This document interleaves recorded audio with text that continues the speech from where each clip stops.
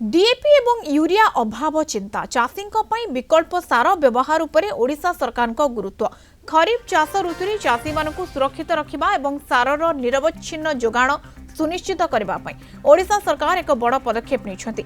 DAP बदल में complex सार और यूरिया बदल में अमोनियम सल्फेट्र व्यवहार को प्रोत्साहित करने कृषि विभाग समस्त जिलापाल को निर्देश देछि। कृषि और कृषक सशक्तिकरण विभाग कमिशनर तथा शासन सचिव सचिन रामचंद्र यादव गत 18 रे समस्त जिलापाल को एक जरूरी पत्र लिखि सूचना दैछन्ति।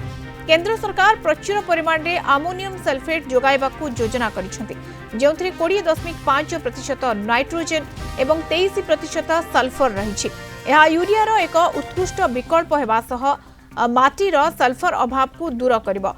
चलित वर्ष डीएपी जोगाण प्रभावित हेतिबारु यार विकल्प भाव में कम्प्लेक्स सार व्यवहार उपरे गुरुत्व दिया जायछि। प्रति जिले में जोगाण हेउतबा मोट सारर 60% उठाइबा दायित्व मार्कफेड को दिया जायछि एवं समस्त मुख्य जिला कृषि अधिकारी सीडीएओ एवं समवाय समिति समूहर निबंधकों को सीधासलख निर्देश दिया जायछि जेपरि ग्रास रूट स्तर में चाषी को यह विकल्प सार सहजरे मिल पारिबो।